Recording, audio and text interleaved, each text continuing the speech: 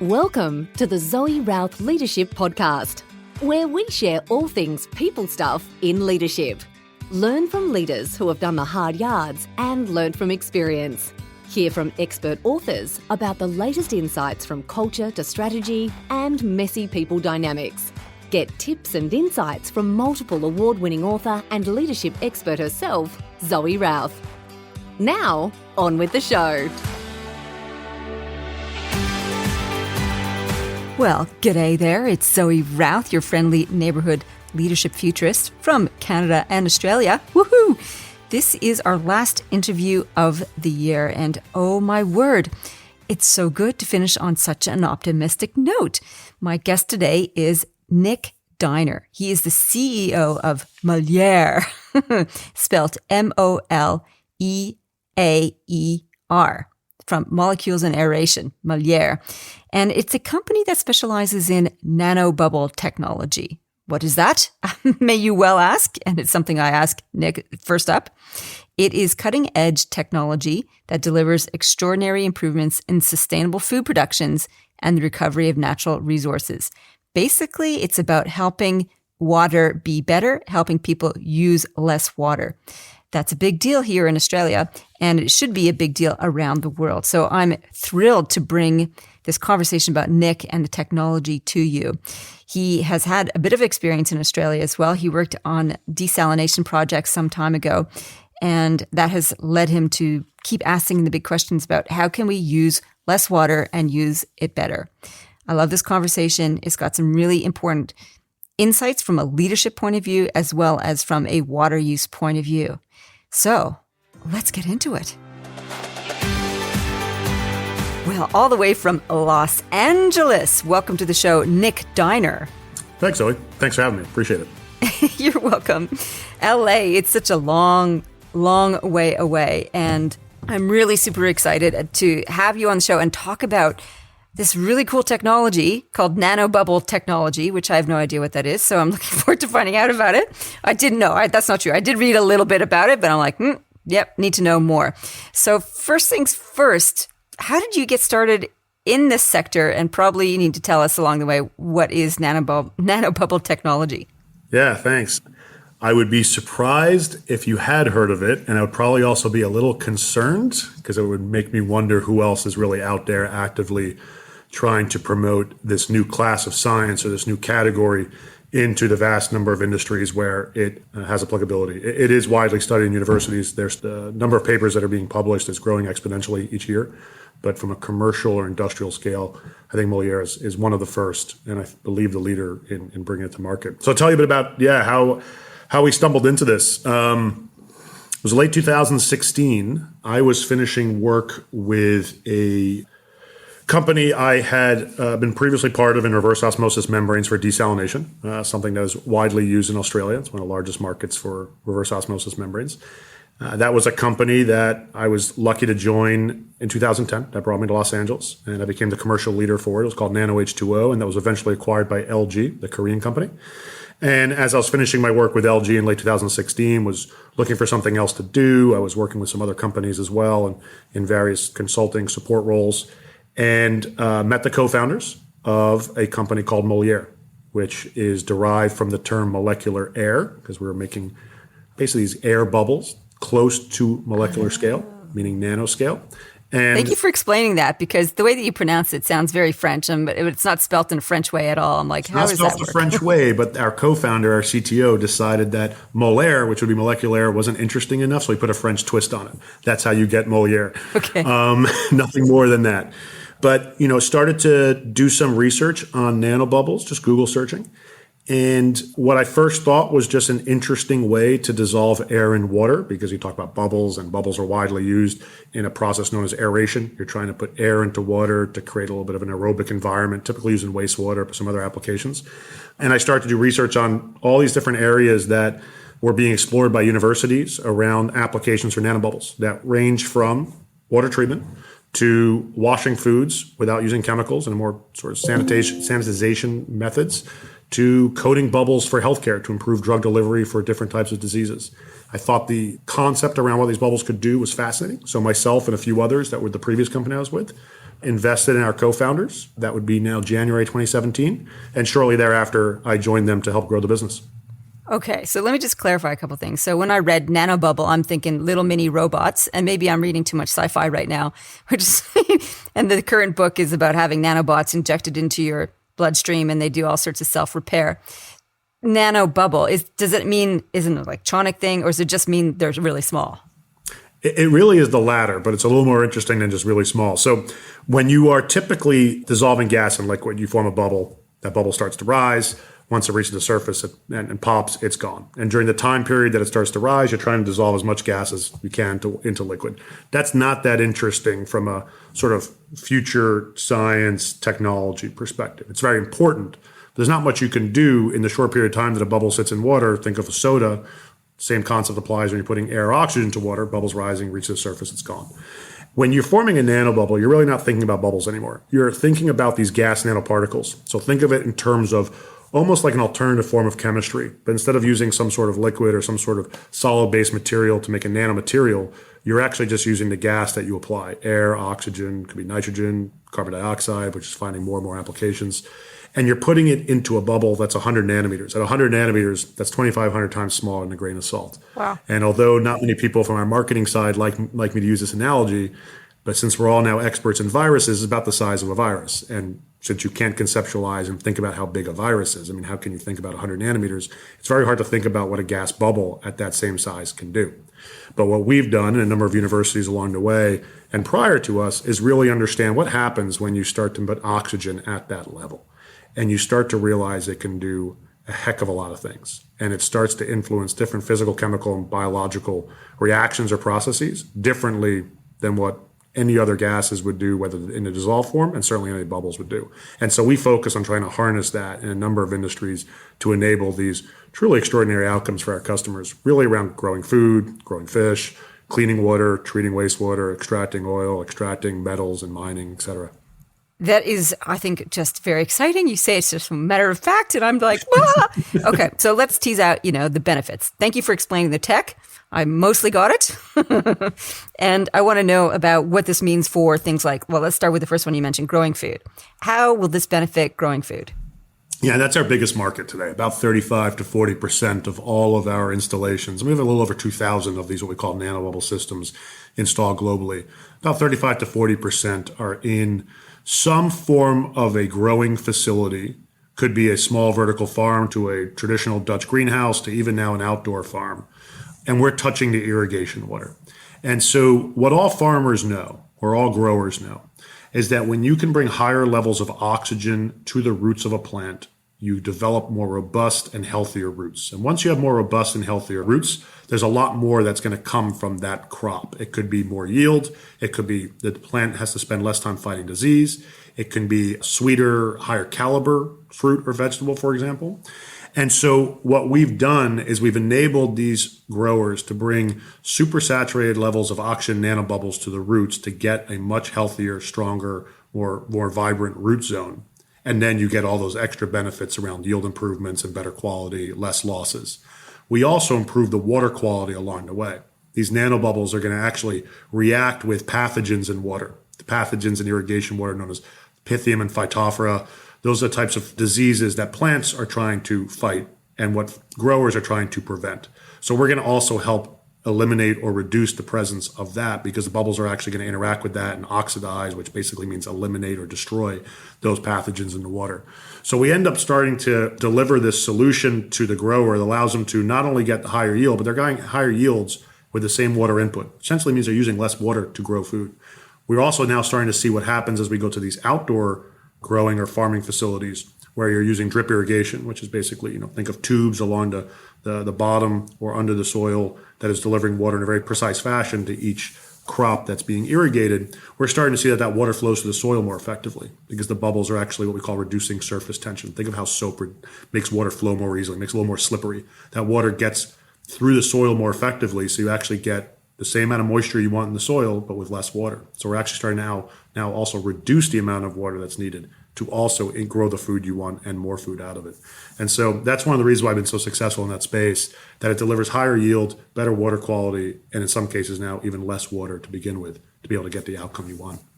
Oh, farmers in Australia would be very interested in that, though not all of them are drip irrigation farmers. I'm thinking about my rice grower clients, say, for example, where they do flood irrigation.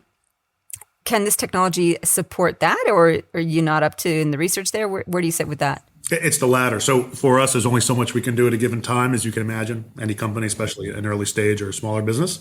So that's on our sort of application list. We think about irrigation, right? So as a mission, the company has a mission, right? We focus on how do we enable industries to use less water, right? To increase productivity and to treat that water more responsibly. So you're really preserving, protecting that input here being water. And so this company is very mission driven, very passionate. Every employee that we have in the business, a little over 80 people now, they truly are passionate about how do we focus on the areas where our company really helps improve the environment and helps industries overcome any of the challenges associated with climate change. Water being a critical one, especially in Australia, you recognize that very well. Just like in California, drought is real and these growers are affected by it. So right now we focus on where we know the technology has an immediate impact, but we're also looking at how do you go to what we call pivots or overhead sprinklers, right? It's where the water is coming from the top, not from the drip. And then after that, can we even affect fields that are flooded? And how do we get these oxygen nanobubbles introduced, or even air nanobubbles? They won't have the same benefit, but they still have benefit into that water before it gets to the roots of the plants or before it goes into the irrigation. So huge application for food production. And you also mentioned cleaning up water. So tell me how it works with that and what industries are using nanobubble technology to help do that. Yeah, we split that into two segments. One of them is on wastewater. How do we improve wastewater treatment processes? And then how do we also treat surface water? Think of surface waters as lakes, ponds, rivers, canals, etc. And the needs are different. Actually, the mode of action is a little bit different between both. In wastewater, it's actually really interesting. Even though the concept of aeration, dissolving air or oxygen into wastewater, is widely understood, it's estimated about 2% of the world's energy goes to aerating wastewater, which is to get air into the wastewater treatment process to keep enough oxygen in that water so the microbiology, the bacteria, can do its job and break down the organics that come through the wastewater treatment plant. And then eventually you get a water quality that's good enough to discharge. 2% actually sounds like a lot. It's a lot. That seems like a lot of water to be used. Obviously, it's incredibly needed, right? There's wastewater treatment everywhere for obvious reasons. Yeah. But it's also a very inefficient process. What we do is we actually don't replace that. We don't compete with that. What we do is we try to make that better. And we make it better by where our customers will introduce nanobubbles into the wastewater treatment process. And these bubbles, just air, will react with those contaminants, similar to the way I talked about how they react with those pathogens in irrigation water. They'll react with a number of the contaminants. Could be things like industrial soaps and cleaners, which actually affect the biology downstream. And we start to bond with them, the bubbles will, and think of it as kind of rendering them harmless, right? We neutralize them, or we separate them, we break them down. And so that as the wastewater travels to the rest of the treatment process, there's less work for that treatment process to do because we've already started to pre-treat it. And now all of a sudden we're able to reduce some of that energy usage that would otherwise be needed by those aeration systems, or allow the customer to actually treat more wastewater without having to increase their energy, which is such a big cost driver in wastewater treatment. So that's how we play a role in wastewater. We primarily do municipal. We also do industrial in that space. And then on the surface water side, a lot of the big challenges in surface water are things like odor. Like you walk past a stagnant body of water on a warm day and it smells like hydrogen sulfide. It's because a lot of the water has been depleted of oxygen levels, and now you've got the anaerobic or sort of bad bacteria growing that causes this rotten egg smell. And then we also deal with things like algae blooms, particularly harmful algae blooms, which also can be a result of warming temperatures, depleting oxygen levels, and all of a sudden the algae has an opportunity to flourish. You can take care of both of those issues very easily with chemicals, but there's a growing movement for good reason to start to want to reduce our dependency on these, what they're called oxidizing chemicals like peroxide, chlorine, or bleach, algicides, pesticides, herbicides. And what we're finding is that our system, which is just taking air and putting these tiny 100 nanometer size bubbles into that water, provides similar efficacy. So we're able to provide the same type of breakdown of those hydrogen sulfide compounds that make that odor that nobody likes, that rotten egg smell, help improve the water quality to a more aerobic state, meaning add some air into it so that those anaerobic bacteria that form that smell can't form. And then also on the algae side, start to break down some of the presence of that algae and also prevent the algae from actually blooming by improving that water quality just by using these tiny air bubbles versus chemicals that are often the standard default solution. And this is all a completely natural chemical-free process that you do. It's just taking air, making it little, tiny, Yeah. and then sort of amplifying natural processes. A true chemist will tell me it's not chemical free because I'm using oxygen. I guess they're right. But I think from the way we think about chemical versus non-chemical, I think we all agree that air oxygen is not harmful, and therefore it's chemical free the way you and I think about it. We just take air, oxygen, or the gas that is of interest to the client. We do have some customers who work with certain industrial gases or certain industrial processes, none of which is in conflict with the environmental or climate goals that we have. But 90+% of our clients are taking air or oxygen and applying it as a solution that could, have to reduce their dependency on chemicals or other perhaps more harmful solutions or more expensive solutions. So I'm wondering how this might apply in the Australian context right now. I'm not sure if you're aware, we're having massive floods all around, well, not all around the country, particularly in the eastern seaboard. We've had climate change driven massive weather events, and we've had flood after flood recently, and a lot of homes are all saturated. A lot of agricultural areas are soggy and so on. Is this something that your technology could help assist with in terms of helping re-aerate the land, and talking from an agricultural point of view, or even helping clean up homes? Is that sort of the application that could be used for? When it comes to floods, a lot of times the aftermath of a flood is that in many respects, those surface waters, ponds, lakes, canals, rivers, when that new water is introduced or gets mixed with other waters, and obviously when you have a flood, you get a lot of mixing of new waters being introduced with other waters. A lot of those waters are carrying pollutants with them because they could be coming off the street. They could be coming off of, anywhere, golf courses where you have a high amount of fertilizers being applied. That's going to leave these previously perhaps very good quality surface waters in a state of repair, where they need that kind of repair. And that is where our technology does play a role. So we've had instances where there's been a short-term need for our technology to come in to restore a body of water. We actually did a very large project here in Los Angeles County. Wasn't due to a flood. It was due to a some introduction of probably some sort of chemical spill into that body of water. And rather than using harmful chemicals to deal with the hydrogen sulfide smell that occurred from the deterioration of water quality, Los Angeles County used our technology, and it was a chemical-free solution to restore that body of water. Something similar can occur when you have a flood as well, when you have things that are mixing and new chemicals or other potential contaminants are introduced to that body of water. That's where we would play a role in a post-flood solution. Well, your technology sounds like a no-brainer to me. I agree. Why is not everybody using this? So you're obviously a good salesperson because you're telling me the story and I'm like, I'm sold, or maybe I'm just gullible. I'm not sure, but I suspect the story is good. From a leadership point of view now, in trying to present this solution, what kind of challenges have you faced in terms of helping people to see the possibilities? Have you actually experienced any challenges around this? We do. Trust me, there are many. and it starts with the very beginning of our conversation, which was wondering what are nanobubbles, and my question about whether you'd heard of them or not. So the vast majority of customers or potential customers that we engage with in any industry are not familiar with nanobubbles.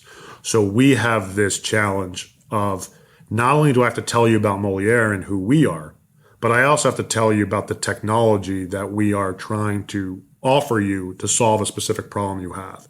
So we start at a very different position than maybe if I was introducing a new smartphone to you, where you know what a smartphone is and I got to convince you that mine is better. In this case, I got to tell you about a technology you've probably never heard of. And then I got to convince you that I know how to deliver that technology to you. So that is a challenge that requires us to go above and beyond just designing a product, building it, getting a few salespeople out there and selling it. We really have to do the research around what do nanobubbles do and really understand them. We really have to do the research around how do we optimize it for your particular need or that particular industry. And then we also have to do an enormous amount of education so that you really understand why this is a better solution and an alternative to meet your needs. So once you do that, once you do all that educational processes and you work through all that, and like me, I'm like, oh, this totally makes sense. This seems like a good idea.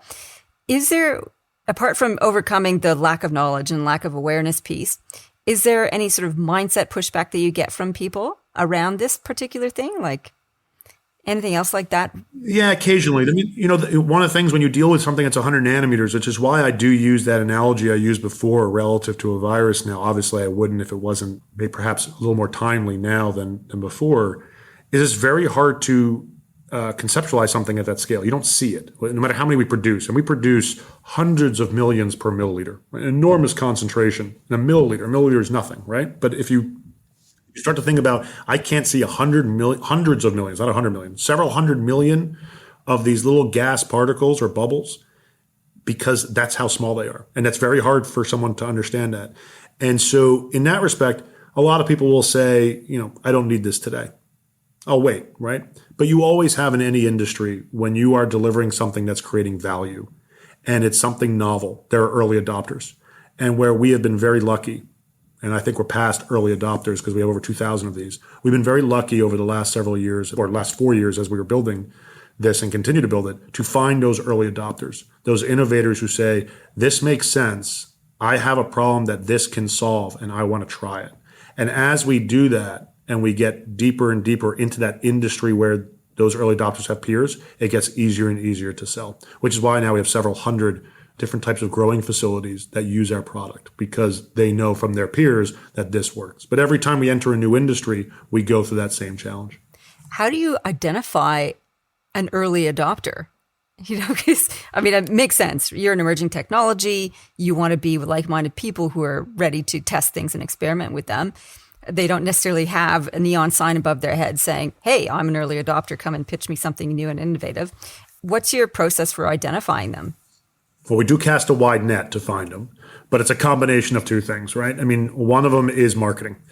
We have a very strong marketing team, and they are able to get the story of Moleaer out into a lot of eyeballs. And then when you get an inbound lead off of that, especially if it's early on in our evolution in industry, you kind of know there's somebody there who's pretty curious. Either they have a problem they cannot solve, and so they might be a little bit desperate, or they truly are early adopters of technology and love to try new things and can connect the value proposition and the science of the technology that we're offering to the problem they have that they want to go solve.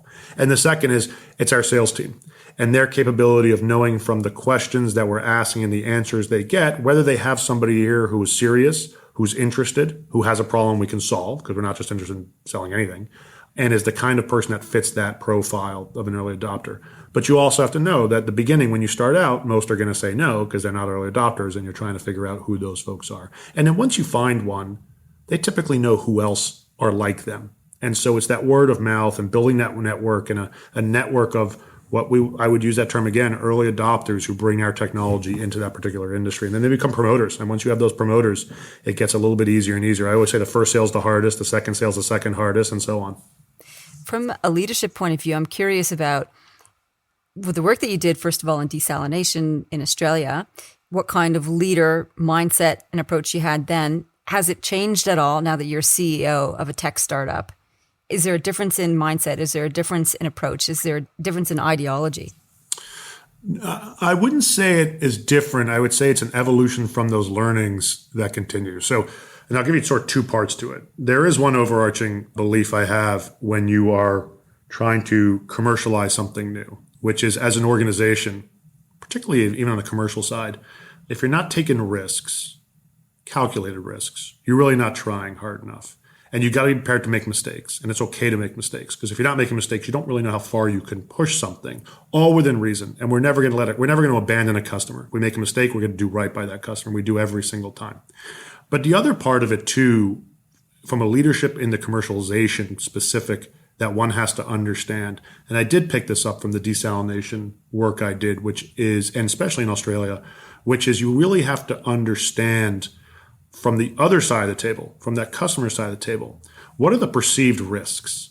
Because in our industries, water treatment, wastewater treatment, even agriculture or aquaculture, if we create value for that, the person who's making a purchase decision on the other side, they probably get a pat on their back from their boss. And he or she will be told you did a good job.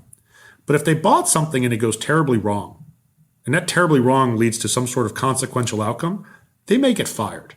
So it's really important to understand those perceived risks and make sure they understand how we fit into those risks, whether they're real or not, and how we mitigate them. And what we're doing in terms of what we offer, once we explain it, is you either are going to get a benefit or you're going to get nothing. You're not going to get a negative. And once they understand that, the risk profile changes tremendously. Because now they're not worried about getting fired for doing something so consequential. They're just worried about whether or not this is going to do what we say it's going to go do, and can Moleaer fulfill that promise. It's a very different starting point. And making sure that we communicate that very effectively up front.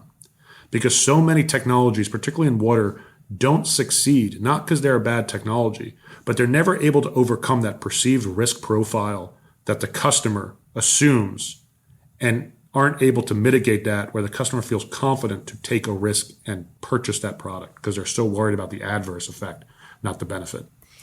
Thank you for sharing that. I'm also curious about the organization's purpose. You mentioned at the beginning that the founders and the whole business is focused around its mission to reduce the use of water and improve the quality of water. Can you just make sure that I've captured that correctly? What is the purpose? Yeah, at a very sort of high level, right? We're trying that the mission statement, with a little bit of sort of buzz around the mission statement, or whatever the right word is we want to unlock the power of water to help industries do more with less. But if you really break it down to its most basic, which is we're trying to help industries increase productivity without using more inputs, the key input here being water. And when they are using that water, that they're treating it responsibly. So it goes to that whole sort of like, preserve, protect type of philosophy. And the reason for that is, and I think, coincidentally, it was this weekend that the world surpassed 8 billion in terms of people, right? And you have a finite number of resources. And I've been telling this story recently to new hires and folks in the company.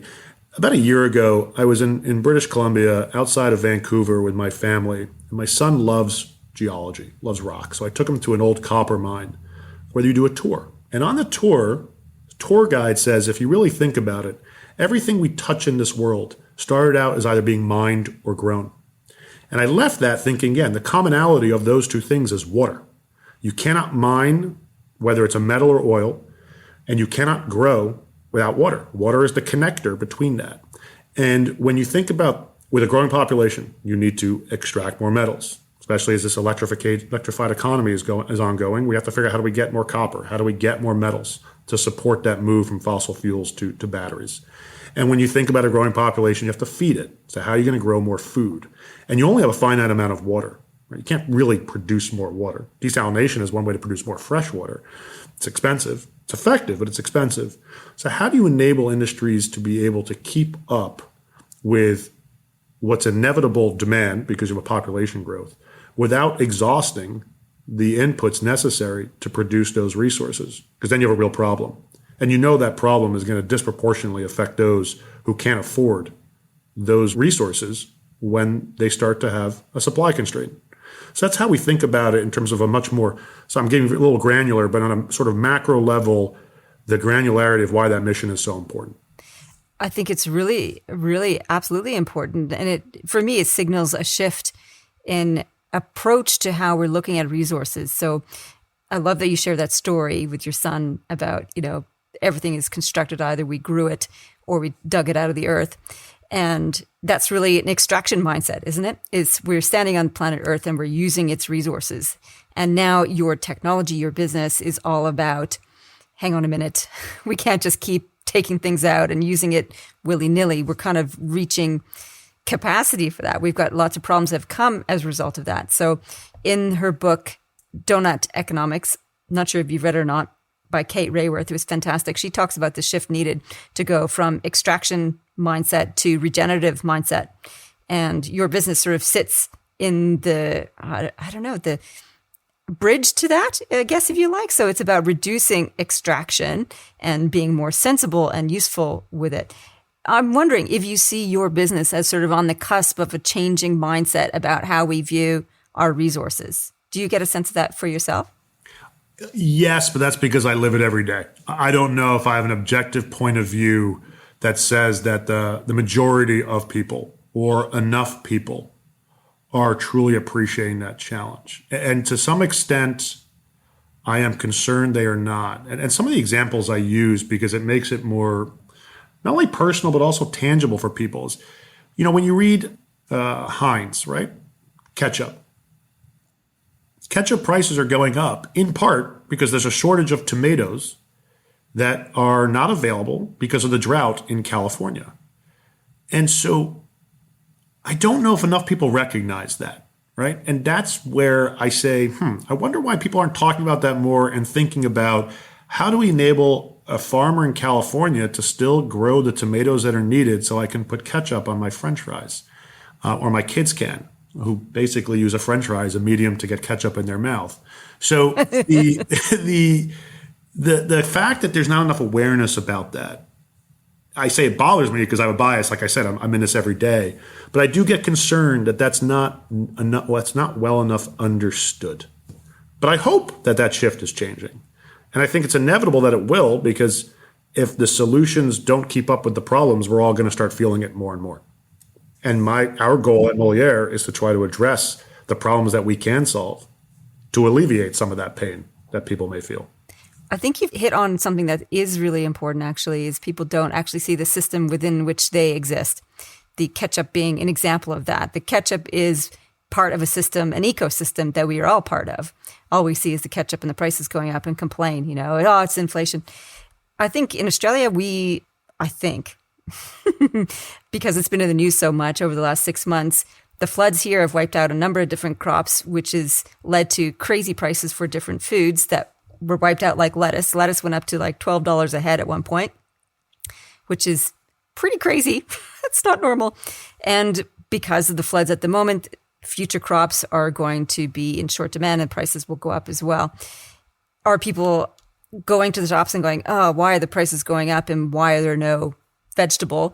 Why are there no zucchinis here? Oh, it's because of the floods, or previously because of the fires.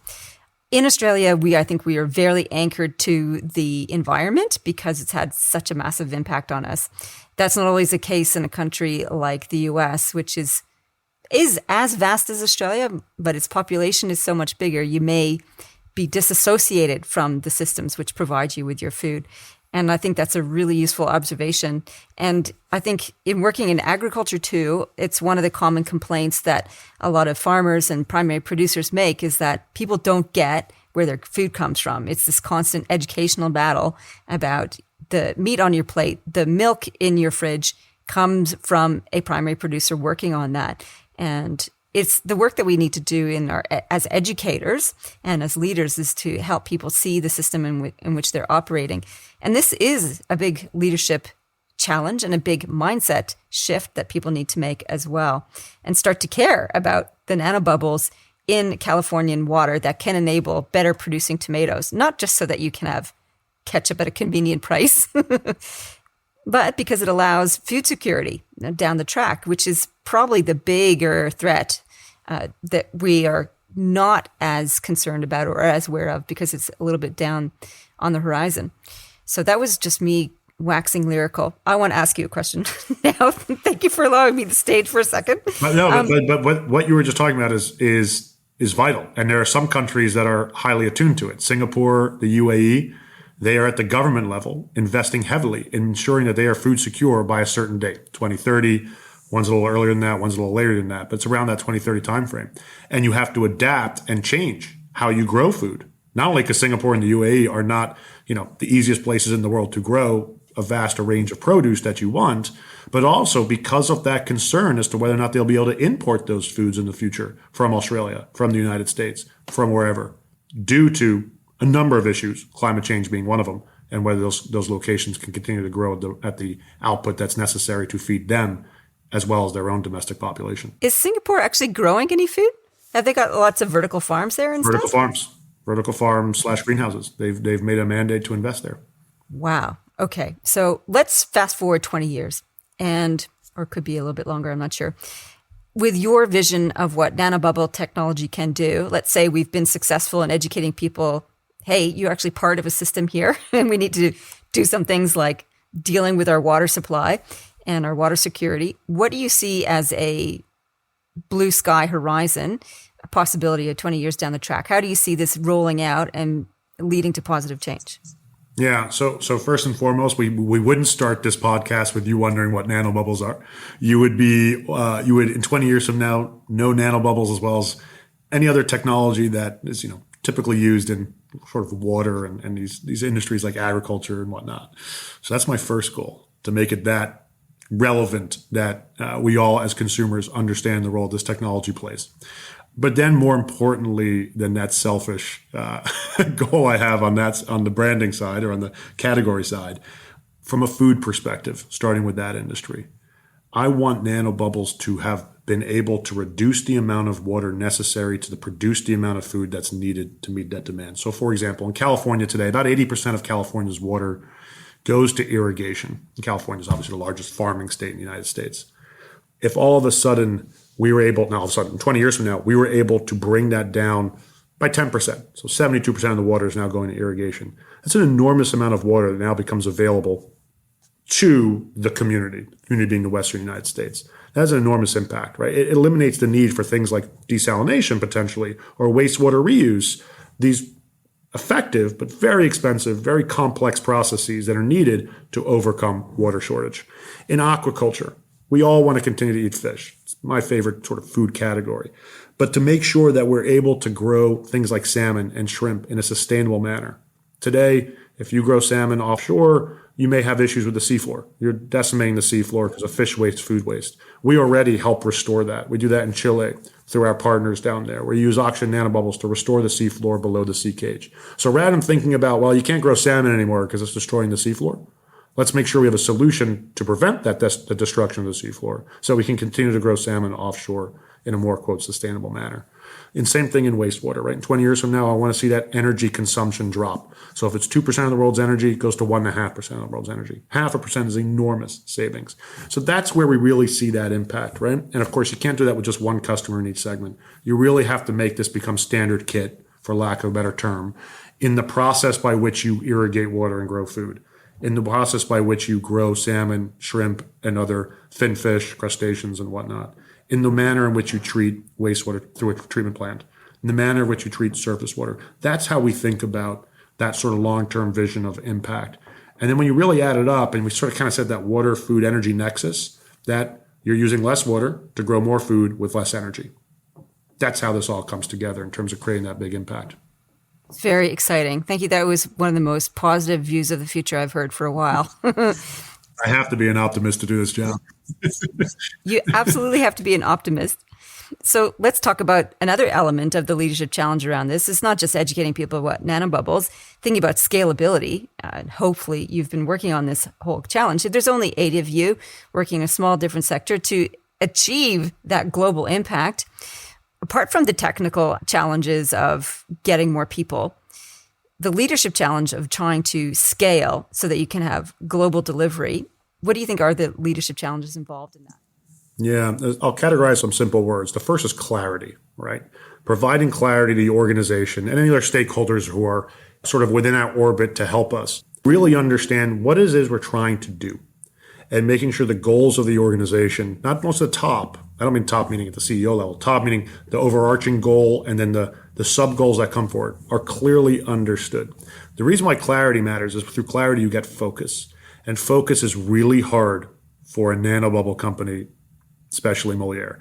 There are so many applications. I was at an investor conference 2 days ago, and one of our investors introduced me and said there's 44 million applications for nanobubbles. It's a joke, but I was like, it might not be far off. It's just an endless number of things you can do with these tiny bubbles. Just Google it, look at the research, and there's more things that are being studied by third parties than there are that are on our radar. And then on our radar, there are more things than we're actually doing today. So keeping the team focused on the industries and the problems that we focus on solving is a big challenge because there's so many cool things you can do with this tiny technology. Like I said at the very beginning, one of the areas of research is coating these tiny bubbles with pharmaceuticals to deliver them more effectively. And within that area, cancer is one of those areas that people are trying to use bubble technology to improve the treatment of.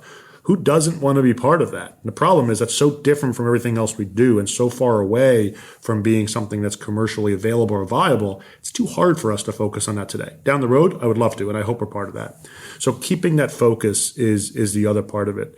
And so that's where clarity and that focus come in. And then scalability is making sure we're not trying to solve every single person's problem with a different way. Today, we do a lot of that. It's one of our challenges, but it helps us really understand where to create the most value. And then making sure you get to that specific set of problems with a specific set of products that then allows you to continue to rinse, wash, repeat, using that cliche over and over again as we grow globally and enter different geographies pursuing those same applications with similar or same products. So it becomes much more of a repeatable process. But it takes time to get there. You got to learn a lot about whether you've got the right product for that market, that classic product market fit example, and making sure you really understand what problems you're solving and really understand what are the needs of those customers. And then eventually you get there. But of course, everyone wants to be there today. People have to recognize we're getting there. It takes time to get there. We're learning, and that's where we're aiming to go. And we're on track to do that. Thank you, Nick. I think that was really, really helpful. I think that's got applications for all leaders. When you're clear about your goals and you realize that there's multiple pathways and you've picked one, and to stick to your knitting, just to mix a couple metaphors in there, is really helpful. Otherwise, you can just spread your energy way too far and wide. Where can people find out more about Moleaer and nano bubble technology? Yeah, no, I appreciate you asking. The best place is always going to be the website, and that's Moleaer, MOLEAER.com. There are phone numbers on there that people can call direct. Certainly can put you in touch with whether it's sales or R&D or others that can best provide a little more insight in both the company and the technology. Thanks, Nick. I know that there's a lot of listeners to the show who are from the agricultural sector and also from water management sector here in Australia and around the world. So I'm sure there'd be lots of interest to this technology. I've certainly found it fascinating.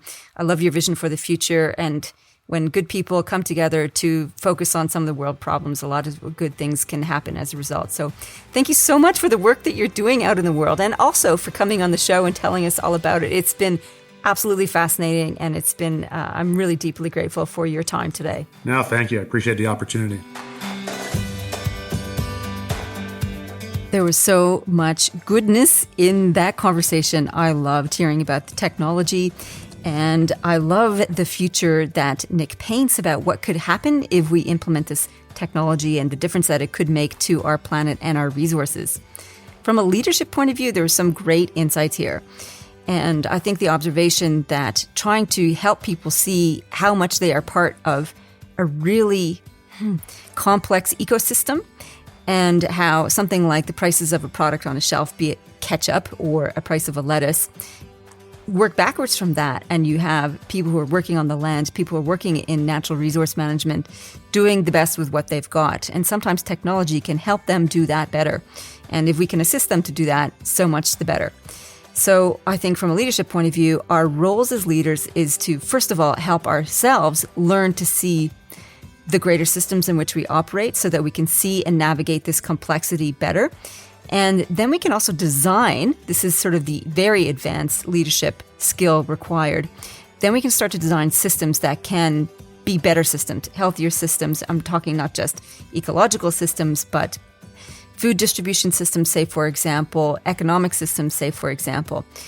We may need to redesign many of our systems in order for us to be able to continue to operate with 8 billion plus people on the planet, given that we have limited resources. And as leaders, we need to be able to see the systems, design the systems, and manage the systems. So how are we doing that for ourselves, and how are we helping our teams and the people that we work with be able to see and navigate complexity? That I think this is one of the most essential leadership skills and capabilities that we need moving into the future. One of the things that Nick said also is clarity is going to be the number one thing that's going to help them scale. Useful insight for all leaders. We can do many things, and many of those things are very exciting. Like he says, pharmacology and the application of nanobubble technology there is one of the most exciting things that you could apply to. It's like, no, stick to our lane. That's what they stick to our knitting, but we'll stay in our lane. Instead, we'll use that metaphor. Very useful insight for all leaders. I think we can all fall prey to the shiny object syndrome. So what is the problem that we want to fix? How are we going to contribute to that and stay the course? Keep in our lane. Wow. I'd love to hear what your insights are, your questions are coming up from this episode. Please leave us a comment on the blog or on the Facebook page, or send me an email, zoe@zoerouth.com. I love hearing from listeners, and you'd be surprised how many people I bump into at different events and say, I listened to your podcast. I really like that episode on blah. That would be really helpful. Really helpful for me to know that people are listening and getting value from it. So leave us a rating, continue the conversation, anything to get you engaged with these concepts and keeping you nudging forward to meeting the future head on with all the resources and abilities that you are capable of. So be brave and be courageous. That's what I want for you. In the meantime, if you're coming to Canberra in February, or perhaps you might consider coming to Canberra in February 24th to be exact, we have our seminal event called The Future of Leadership happening. And it's a one day where we're going to look at things like what's on the horizon, what are the trends that will affect our leadership, and what are the capabilities that we need in order to meet that head on and to navigate that complexity, that ambiguity, that uncertainty with aplomb. As I said before, my new favorite word. If you want to hear about how some of those horizons might look and some of the leadership skills and capabilities we might need to consider, pick up a copy of my novel, The Olympus Project. It is out in all forms now, ebook, audiobook, and paperback. So you can get it on Amazon. A lot of the audiobook platforms will have it out available for you, and the ebook is up on Amazon as well. In the meantime, it's not quite the last one. It's the second last episode of the year. So in the meantime, live well, lead well. You've been listening to the Zoe Routh Leadership Podcast with leadership expert Zoe Routh. For more about people stuff and to contact Zoe, go to zoerouth.com.